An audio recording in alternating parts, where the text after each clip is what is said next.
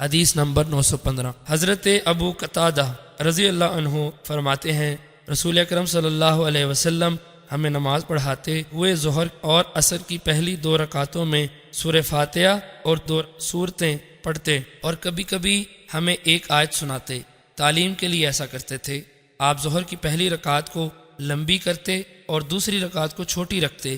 صبح کی نماز میں بھی اسی طرح کرتے تھے۔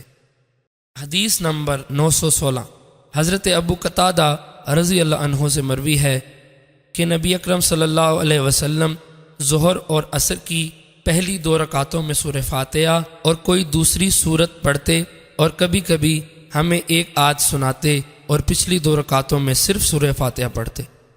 حدیث نمبر 917 حضرت ابو سعید خدری رضی اللہ عنہ سے مروی ہے، فرماتے ہیں ہم ظہر اور عصر کی نماز میں رسول اکرم صلی اللہ علیہ وسلم کے قیام کا اندازہ لگاتے تو پہلی 2 رکعتوں میں آپ کا قیام سورہ تنزیل السجدہ کے برابر ہوتا اور پچھلی 2 رکعتوں میں اس کا نصف کا اندازہ لگاتے۔ عصر کی پہلی 2 رکعتوں میں ظہر کی پچھلی 2 رکعتوں کا اندازہ ہوتا اور عصر کی پچھلی 2 رکعتوں میں اس کا نصف ہوتا۔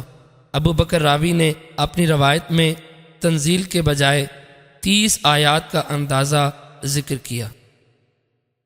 حدیث نمبر 918 حضرت ابو سعید خدری رضی اللہ عنہ سے مروی ہے کہ نبی اکرم صلی اللہ علیہ وسلم ظہر کی پہلی 2 رکعتوں میں سے ہر رکعت میں 30 آیات کا اندازہ اور پچھلی 2 رکعتوں میں 15 آیات کا اندازہ پڑھتے یا فرمایا اس کا نصف پڑھتے، اور عصر کی پہلی 2 رکعتوں میں سے ہر ایک رکعت میں 15 آیات کا اندازہ اور پچھلی 2 رکعتوں میں اس کے نصف کے برابر پڑھتے۔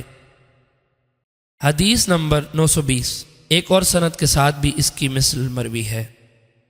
حدیث نمبر 921 حضرت جابر بن سمرہ رضی اللہ عنہ سے مروی ہے، فرماتے ہیں حضرت عمر فاروق رضی اللہ عنہ نے حضرت سعد رضی اللہ عنہ سے فرمایا یہ لوگ ہر بات حتیٰ کہ نماز کے بارے میں بھی آپ کی شکایت کر رہے ہیں۔ انہوں نے فرمایا میں پہلی 2 رکعتوں کو طویل اور دوسری 2 رکعتوں کو مختصر پڑھتا ہوں، اور میں نبی اکرم صلی اللہ علیہ وسلم کی نماز کی ابتدا میں کسی بات کی پرواہ نہیں کرتا۔ حضرت عمر فاروق رضی اللہ عنہ نے فرمایا تمہارے بارے میں یہی گمان تھا، یا فرمایا تیرے بارے میں میرا گمان یہی تھا۔ حدیث نمبر 922 ایک اور سند کے ساتھ اسی طرح مروی ہے، اور اس میں یہ ہے کہ دیہاتی مجھے نماز سکھائیں گے۔ حدیث نمبر 923 حضرت ابو سعید خدری رضی اللہ عنہ سے مروی ہے، فرماتے ہیں ظہر کی نماز کھڑی ہوتی اور کوئی جانے والا بقی کی طرف جاتا اور قضاء حاجت کے بعد آ کر وضو کرتا، پھر حاضر ہوتا تو حضور علیہ الصلوۃ والسلام پہلی رکعت میں ہوتے، یعنی اسے لمبا کرتے تھے۔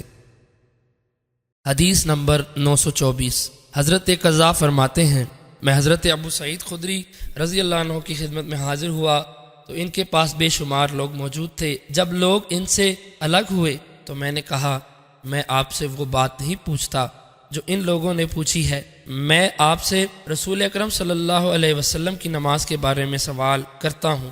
فرمایا اس میں تمہارے لیے بھلائی نہیں۔ انہوں نے دوبارہ سوال کیا تو انہوں نے فرمایا ظہر کی نماز کھڑی ہو گئی تو ہم میں سے کوئی ایک بقی میں جاتا اور قضاء حاجت کے بعد اپنے گھر آتا، پھر وضو کر کے مسجد میں آتا تو حضور علیہ الصلوۃ والسلام پہلی رکعت میں ہوتے۔